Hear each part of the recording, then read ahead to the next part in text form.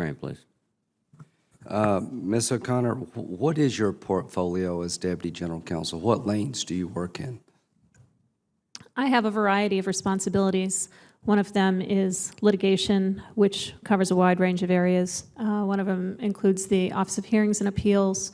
I provide legal advice as requested by different components on different topics and as requested by the Secretary on various topics. Have you ever been asked to give legal advice about Guantanamo Bay? Issues that touch Guantanamo Bay are within my portfolio, yes.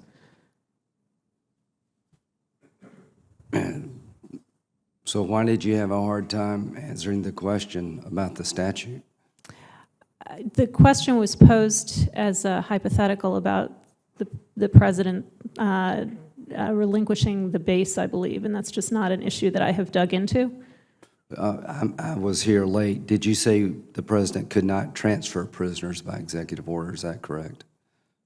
The president, what I said in response to the questions about whether the NDAA restrictions prohibit transferring detainees to the United States is that the current statutory provisions prohibit transferring the detainees who are currently at Guantanamo Bay to the United States. That's why the administration's plan that was submitted on Tuesday seeks to work with Congress to have those restrictions removed. But do you agree without Congress's approval that you can't do that? Yes. Well, let's go back to the language by Senator Ayotte. It says pretty clearly that you can't modify an agreement regarding Guantanamo Bay with the Cubans. Why is that confusing compared to this other provision? Senator, it's not confusing. I just haven't read it recently, and so being asked to give a formed legal opinion on the spot is difficult. Fair enough, fair enough. The future detention. If we captured a high-value target tomorrow, does this administration allow for low war detention? Yes. Where and how long?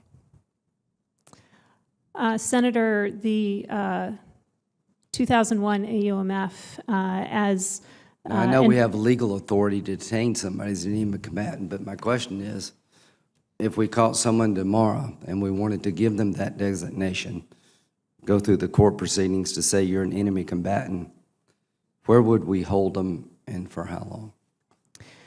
There are not state-specific limitations on how long somebody can be held.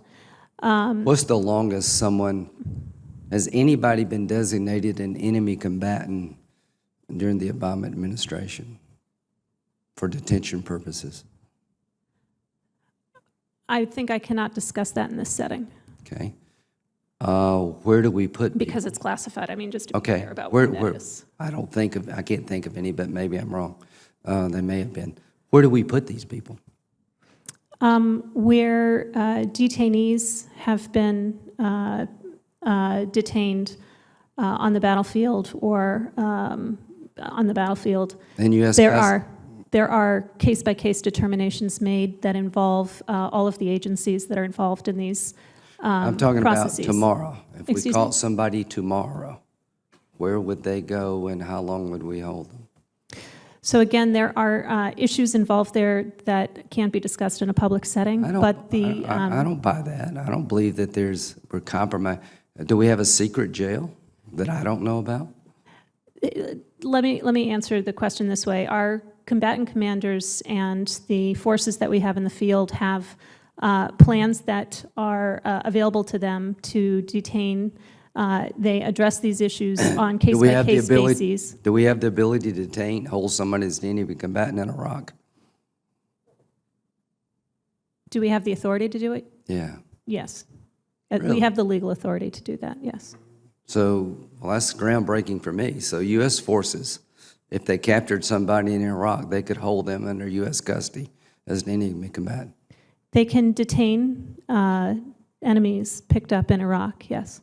And we can hold them as an enemy combatant for an indefinite period of time without talking to the Iraqi government. It's certainly what Can we do that in Afghanistan?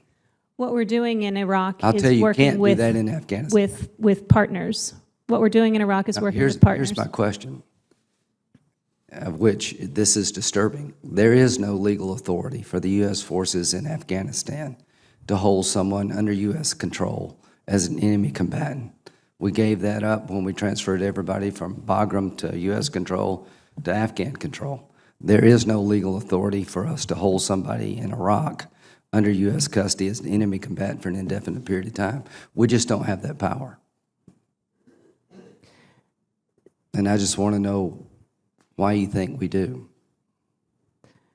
Senator, my understanding is that under our international legal authorities, as well as our 2001 AUMF, we do have the authority to capture on the battlefield and to hold. So it's your testimony that an American soldier in Iraq, if they stumble upon somebody they want to capture, they can hold that person in U.S. custody in Iraq, ship them to America, and without the Iraqis being involved?